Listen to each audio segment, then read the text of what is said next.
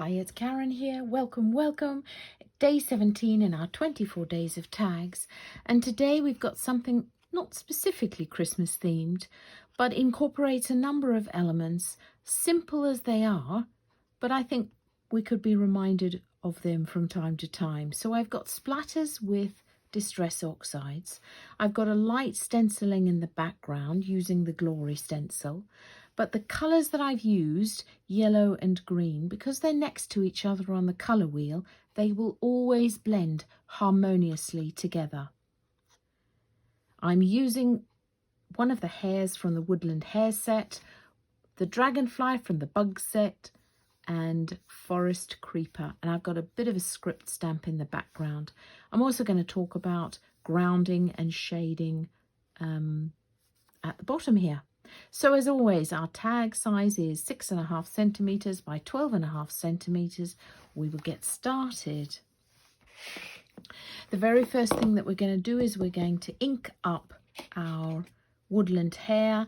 And as you can see, the colours that I'm going to be using: Mustard Seed, Peeled Paint, Rustic Wilderness. And in our VersaFine Clairs, we've got Green Oasis and Verdant, and then Nocturne for our silhouette stamping. And because he is a solid image, we're just going to make sure you tap, tap, tap, so that you get a good coverage of that ink.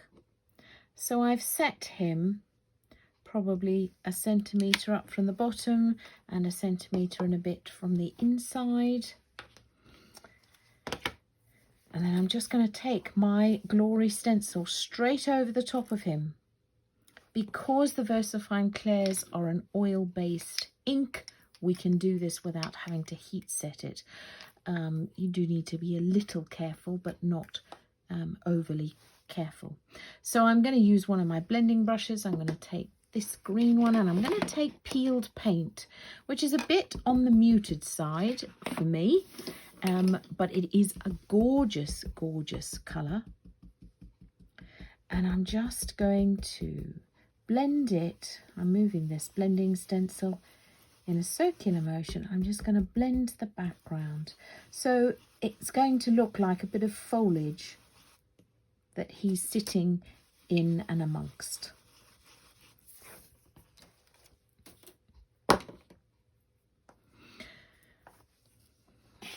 And then I'm going to take my Forest Creeper.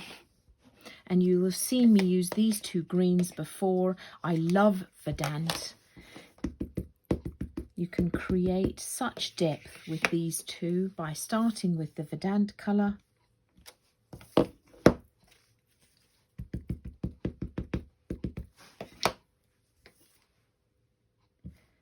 And then going over the top with the Green Oasis.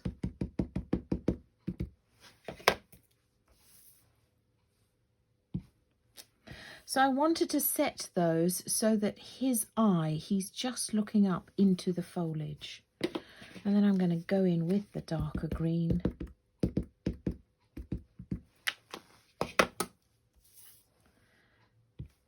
And just offset it over the Verdant.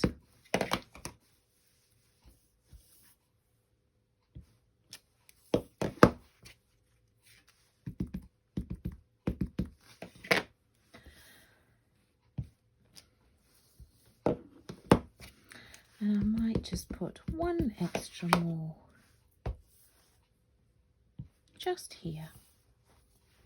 That finishes it off well.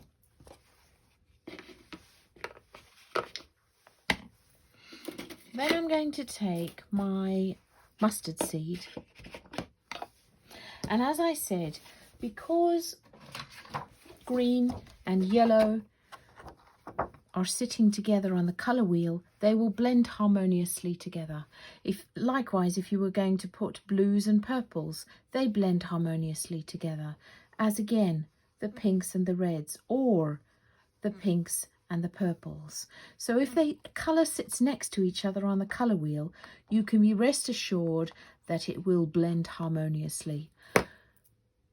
And if you take something on the opposite side of the colour wheel, you will get a stark contrast. So that's just something useful to bear in mind. So I'm going to take this mustard seed.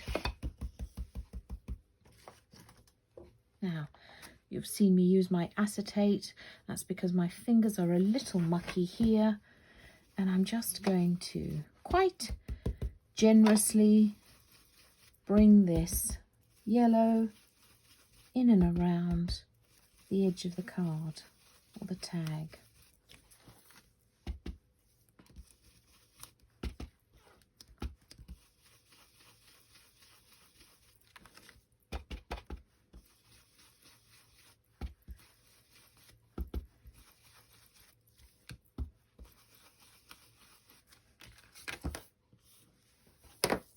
Okay, and now I want to show you a little tip using my piece of acetate here.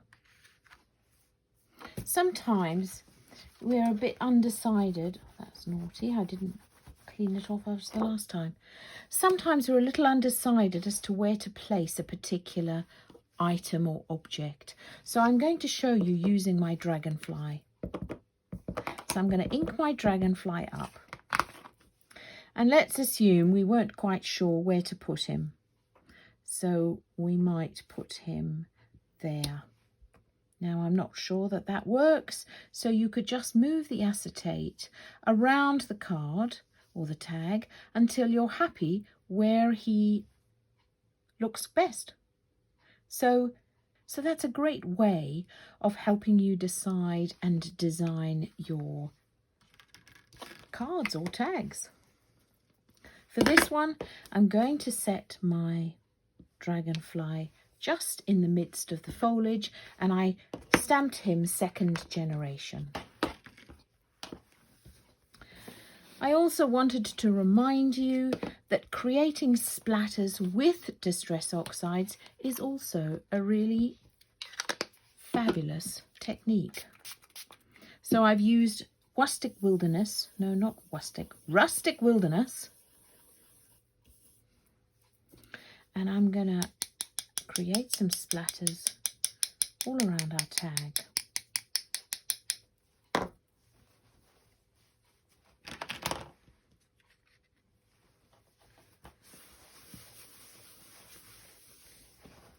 I'm just going to dry it off before we go around the rest of the tag.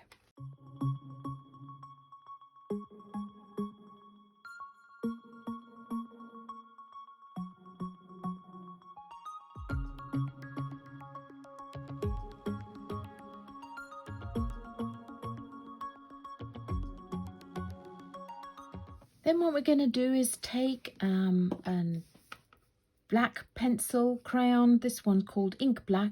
It's a Derwent Inktense pencil. And I'm going to make sure that it doesn't have a sharp edge. Sharp point, actually. And then I'm holding it on the side a bit. And I'm just going to create some shading in and around his feet. And I'm creating a jagged edge, and then just going to rub it with my finger. I don't always rub it, but they had a bit of a sharp point, so there we go.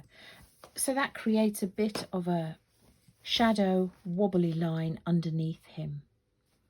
Then I'm going to take a script stamp in my lightest green,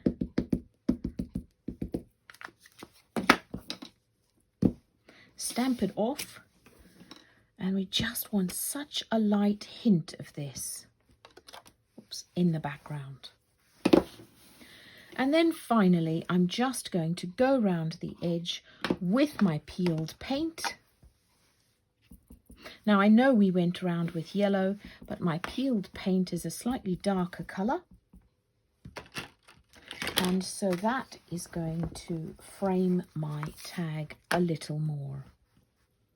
I'm only going to go just touching the edge of this tag, not as far in as I went with the yellow.